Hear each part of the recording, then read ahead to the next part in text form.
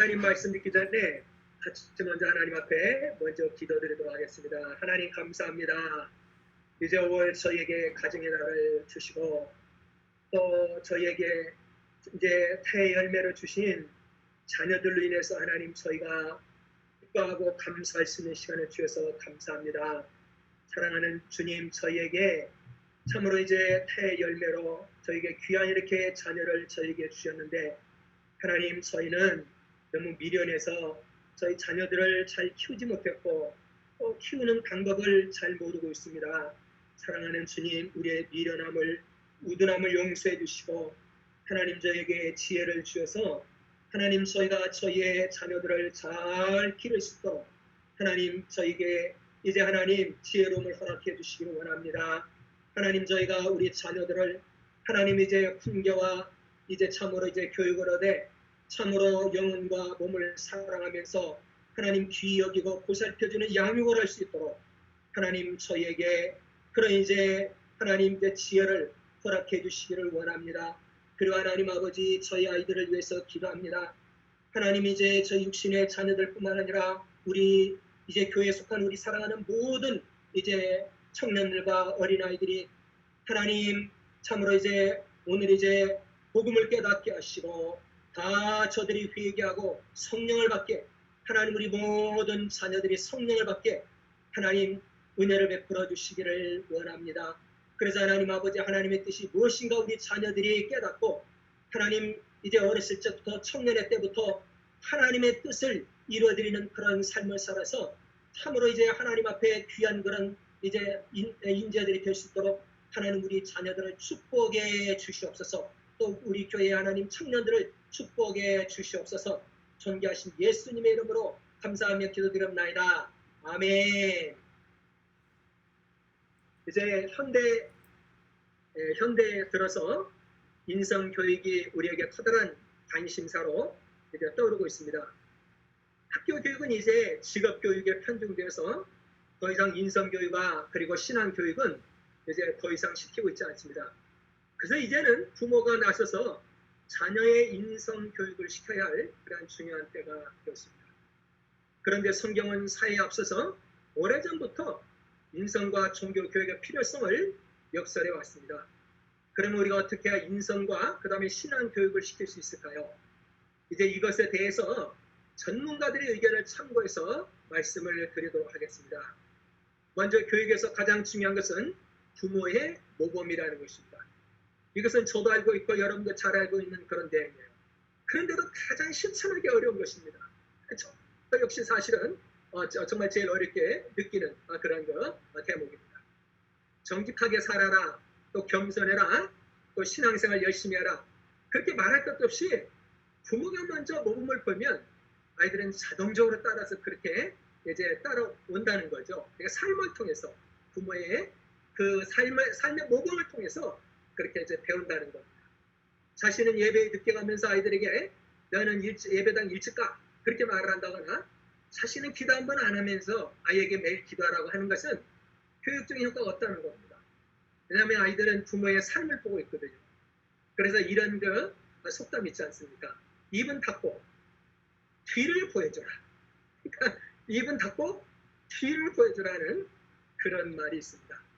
그리고 두 번째는 아이의 감정을 잘 이해하는 일을 먼저 하라는 겁니다.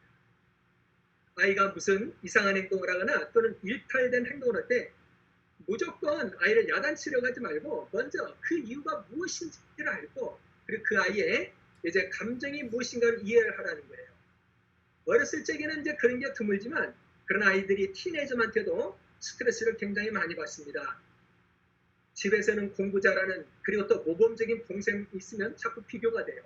그래서 스트레스를 받고 또 부모님 간에 자존감 말다툼을 하는 가정이 있거든요. 그래서 또 정서적으로 이제 아이들이 불안감을 느끼고 또 학교에서는 공부를 잘하는데 사회성이 부족해가지고 친구가 없어요. 그래서 늘 외로운 섬처럼 이렇게 또 살아가는 아이들도 있거든요. 그 다음에 또 정반대로 열심히 공부를 하는데 성적이 오르질 않아가지고 부모님 뵐 낯이 없어 하는 그런 또 아이들도 있습니다. 또 어떤 적에서는 아버지가 너무 무서워. 너무 가부장적인 아버지가 무서워서 제대로 소통도 못하는 그런 일들이 있거든요. 이런 여러 가지 이유로 인해서 아이들이 성장하는 가운데서 심적으로 고통을 당하고 때로는 상처를 입습니다. 근데 그게 이제 오래 쌓이게 되면 아이들이 때로는 이제 일탈 행동을 한다거나 또는 잠깐이라도 이제 이상 행동을 그렇게 하거나 그럴 수 있거든요. 그럴 때 무조건 아이들을 야단치지 말고 그 이유가 무엇인지를 알려고 여러분들이 그 아이들의 배경을 좀 조사를 하라는 거예요.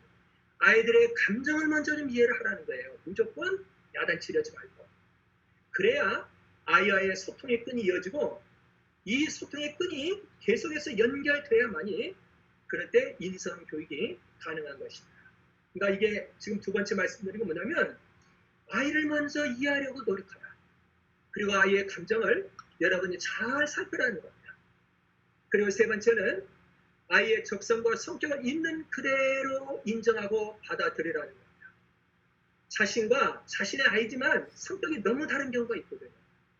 예를 들면 자신은 관리형 성품이라서 매사에 준비성이 철저하고 주도면밀하고 그 다음에 일중심에 그 다음에 또 목표 중심의 그런 그 삶을 살아가는데 이상하게 자기 아이인데도 불구하고 성격이 완전히 정반대로 이렇게 태어난 아이가 있어요. 그래서 아이는 사교형이야. 그래서 사람 만나기를 좋아하고 일보다는 관계 중심적이고 그리고 걸핏하면 나서가지고 남의 토끼를 좋아하고 그리고 생각하기보다는 먼저 이렇게 해요. 먼저 그냥 이렇게 실천 먼저 하는 활동 먼저 하는 그런 아이가 있어요. 부모하고 정반대의 그런 그 성품을 갖고 태어난 아이가 있을 때는 자기 자신인데도 불구하고 아이와 긴장 관계가 생깁니다. 그리고 대부분 그때 보게 되면 부모들이 그 아이의 성품을 자꾸 풀어고치려고 이렇게 노력을 해요. 그뿐만 아니라 또 적성이 다를 때도 서로 간의 긴장 관계가 또 생기게 마련입니다. 자신은 과학적인 두뇌가 탁월한데 아이는 정반대로 예술적인 감성이 풍부해. 그래서 그림을 잘 그린다거나 또는 악기를 잘 다룬다거나 또 노래를 잘한다거나 또 손으로 뭘 잘 만든다거나 또는 글솜씨가 뛰어나거나 이렇게 하는 그런 경우가 있어요. 정반대 이렇게 적성을 갖고 태어난 그런 아이가 있습니다. 대개 이런 경우 한국의 학부모들은 자녀들에게 있는 그 예술성이 그 풍부한 것을 두고서 자랑하고 칭찬하기보다는 대부분 한국 부모들은 그거보다는 학교 공부를 잘해서 학교에서 두각을 나타내기를 그렇게 바랍니다. 그래서 이제 그 아이가 이공계 대학을 가게 되면 이제 졸업하고 난 다음에 의대를 가라고 얘기를 해요. 대부분의 그 부모들이 보면 그래요. 한국 부모들은 제가 이제 이렇게 이민 그 사회에서 보니까 그런 식으로 얘기하더라고요. 그 다음에 이제 사회과학이나 인문대학을 가게 되면 그 졸업하고 난 다음에 넌 법대를 가라고 해요.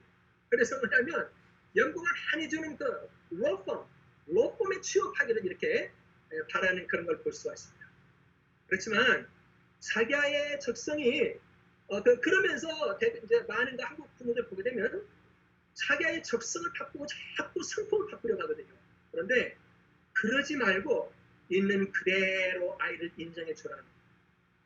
내가 바라는 학교를 가지 않고 또 그 아이가 선택한 길이 돈을 많이 버는 그거보다는 좀 길이 먼 그런 직업이라고 할지라도 아이가 그것을 선택해서 적성에게 맞아하고 그걸 하는 데서 아이가 기뻐한다고 한다면 여러분이 비록 이해할 수 없어도 아이가 가는 길을 인정하고 전폭적으로 밀어주라는 겁니다.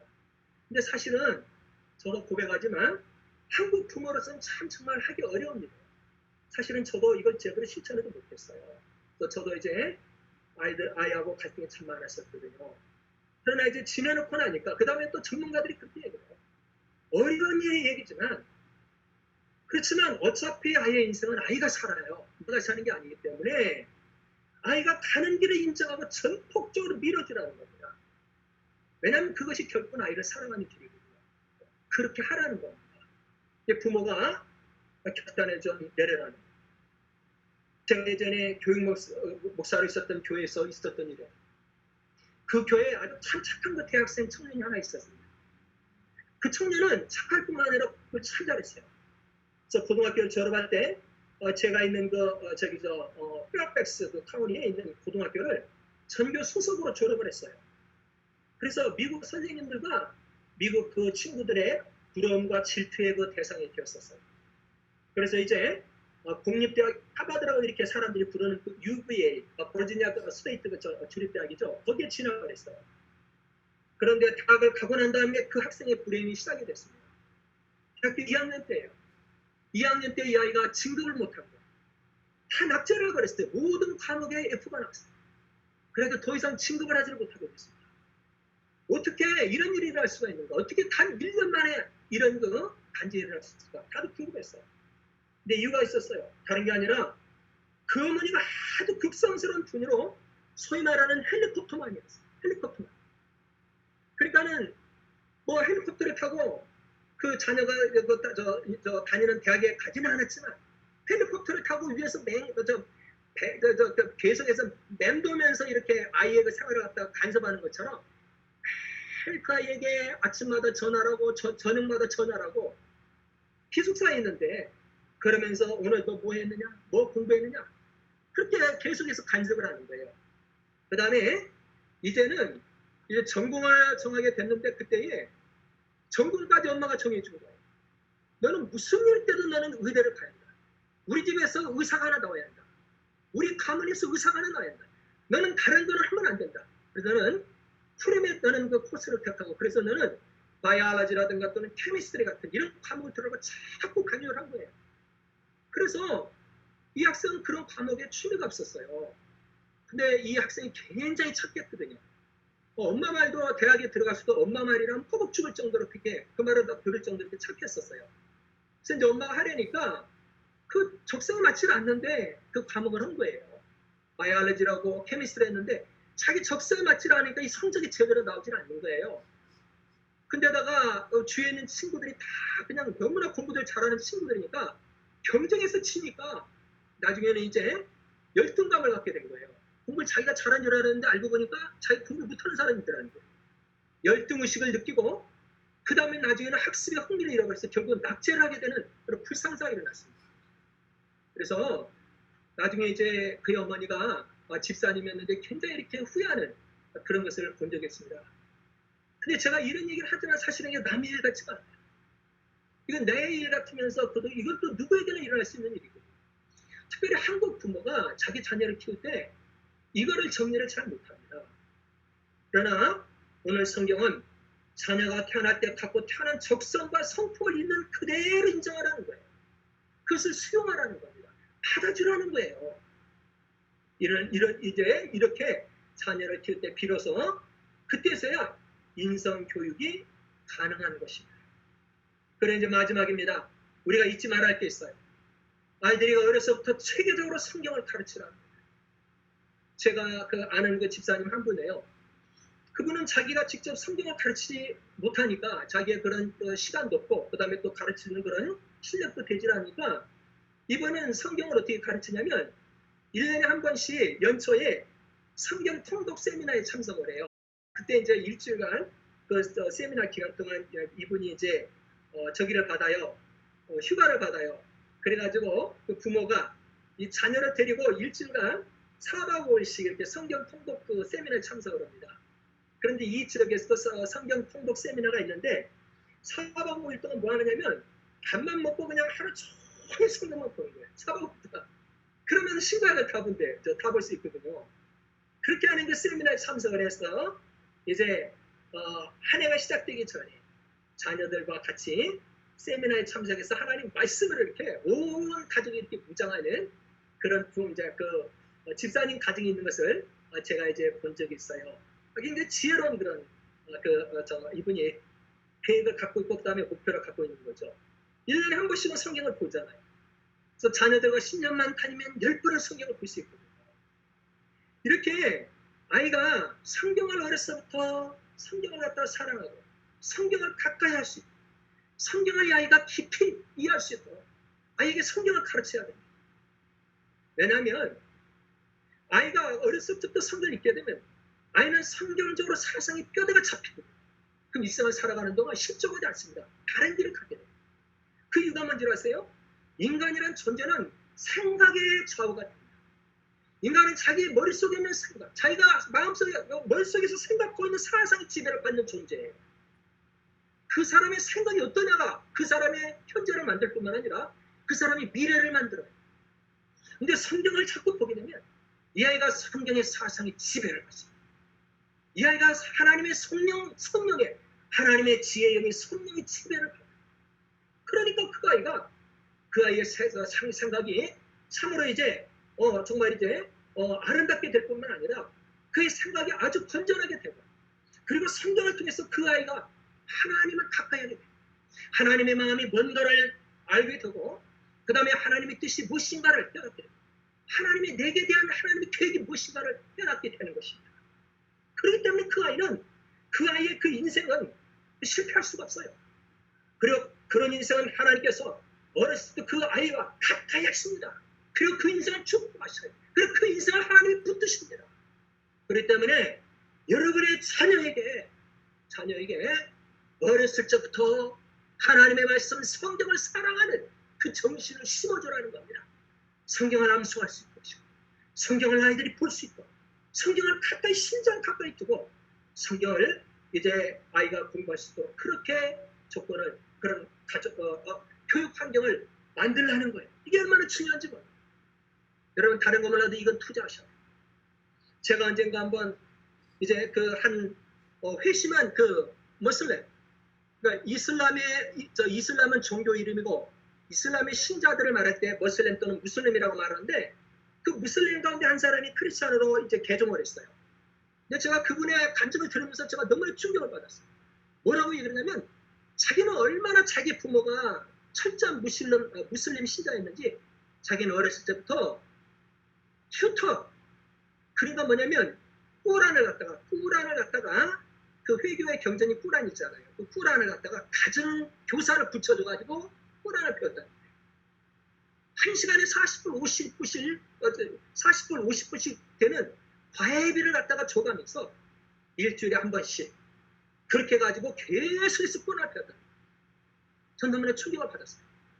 저는 이제 주변에서 이제까지 신앙이 좋다고 하지만 성경을 갖다가 돈을 주면서 과외 공부를 시키는 부모는 제가 한 번도 본 적이 없거든요.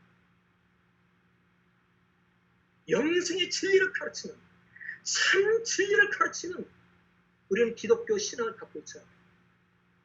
그럼에도 불구하고 오히려 이교도들보다도, 오히려 세상의 종교인들보다도 우리가 자녀의 신앙 교육에 관심을 갖지 못한다. 우리가 최소한의 투자는 하자는 것. 아이들에게 최소한의 투자. 제가 아까 말씀드렸듯이 집사님 그 부부들처럼 최소한 이 정도는 우리가 투자를 해야, 그러면서 하나님께서 내 자녀가 잘 되기를 축복해달라고 이렇게 기도하고 그래야지, 아무런 투자도 없이 어떻게 우리 하나님 앞에 그렇게 기도할 수 있냐.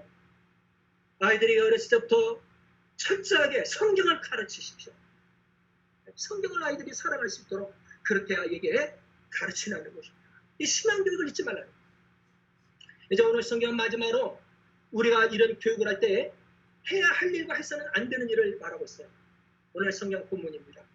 오늘 우리가 에베소 6장 4절을 읽었는데, 여기에 보게 되면 이제 그 부모가 해야 할 일이 있어요. 그게 뭐냐면 교훈과 훈계로서 양육하라, 그렇게 말씀했어요. 이 교훈과 훈계라는 건 뭐냐면, 다른 말로 하자면 엄한 교육과 교정함으로, 그런 뜻이에요. 때로는 아이들에게 엄하게 교육을 시킬 때가 있어요. 야단을 칠 때도 있거든요. 엄한 교육과 교정함으로 교육을 시키되, 중요한 건 뭐냐면 그 다음에 나오는 양육하라는 주동사예요. 이 말이 중요해요. 양육한다는 무슨 얘기냐면 아이의 영과 육체를 사랑함으로 잘 보살피면서 키우는 걸 말해요. 사랑하는 마음을 가지고 잘 보살피면서 키우라는 거예요. 엄한 교육과 교정으로 하긴 하되, 최종적인 목적은 뭐냐면 그 아이를 잘 보살피면서 사랑하는 마음으로 그 아이를 키우는 양육을 하라는 것입니다. 이걸 반드시 하고, 반대로 해서는 안 되는 일이 있어요. 오늘 6장 4절 이제 앞부분에 나와 있는데, 그게 뭐냐면 아이를 노엽게 하지 말라, 그렇게 했어요. 아이가 노를 품지 말게 하라는 거예요. 아이가 화가 나지 않게 하라는 거예요. 아이가 노하게 되는 때가 있어요. 어느 때입니까? 부모가 지나치게 권위를 내세우거나, 또 아이가 잘못한 것 이상으로 야단을 친다거나, 또 부당한 대우를 할 때, 그 외에 다른 여러 가지 이유가 있는데, 그럴 때는 아이들이 아이들도 감정이 있거든요. 아이들도 판단이 있기 때문에 아이들이 그럴 때 이제 노를, 화를 내게 되는 겁니다. 그런 일을 해서는 안 된다.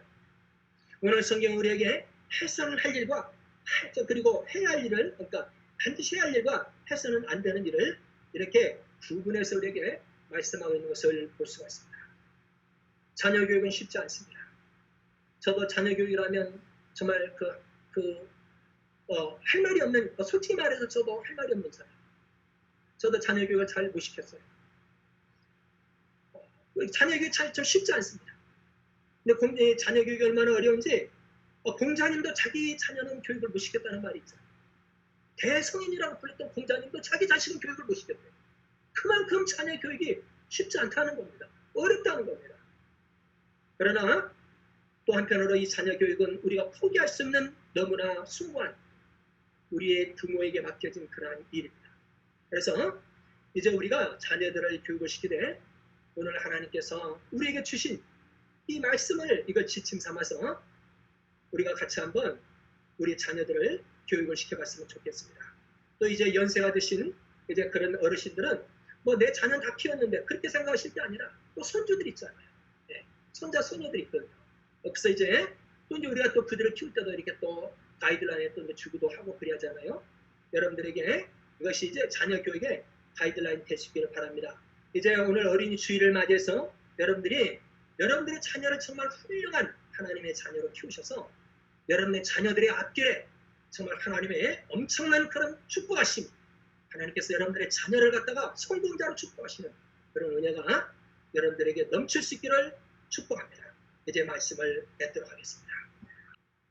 이제는 어두운 세상에 빛으로 오신 예수 그리스도의 은혜와 그리고 우리를 아들이라 딸이라 부르시는 것을 부끄럽게 생각하지 아니하시는 하나님 아버지의 말로 달 수 없는 사랑하심과 성령 하나님의 감화감동 교통하심과 충만하심, 비록 영상 예배지만 이 예배에 참석 우리 사랑하는 유니버스의 모든 사랑하는 성도들과 특별히 이제 우리 교회에 속한 우리 사랑하는 모든 이제 성도님들의 자녀들 그리고 청년들 머리 위에 지금부터 영원토록 함께 계시기를 축원하옵나이다. 아멘.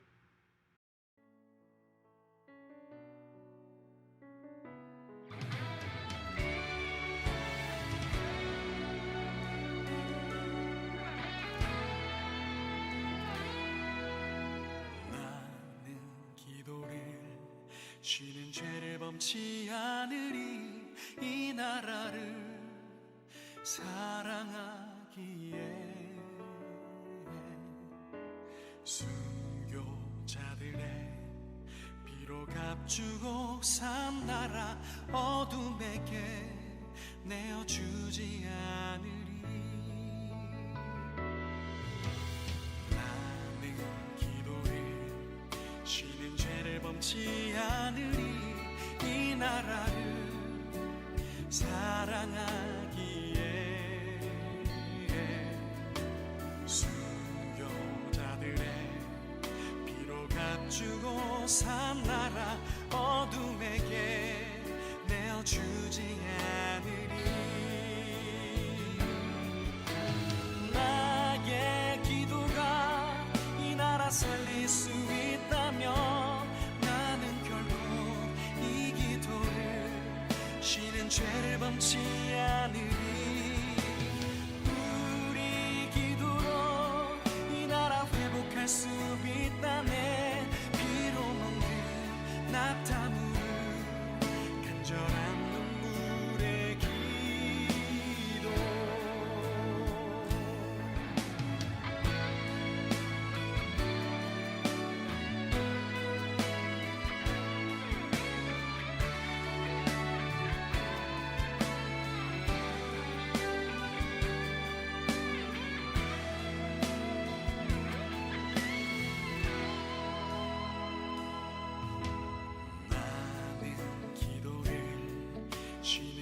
범치 않으리 이 나라를 사랑하기에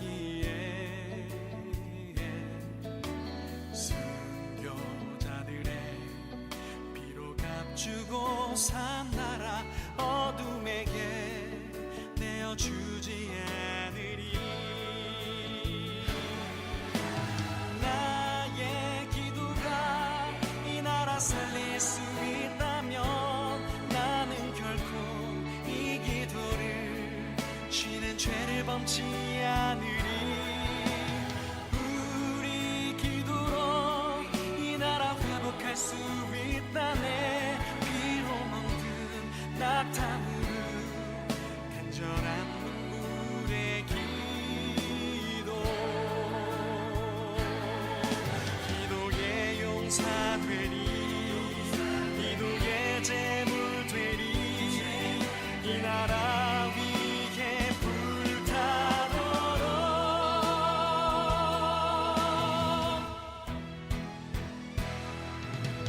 나의 기도가 이 나라 살릴 수 있다면 나는 결코 이 기도를 쉬는 죄를 범치 않으리.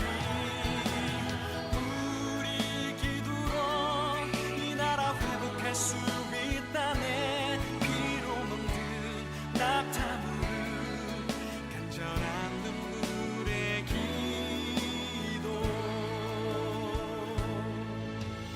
우리 기도로 이 나라 회복할 수 있다네. 피로 멍든 낙타무릎 간절한 눈물의 기도.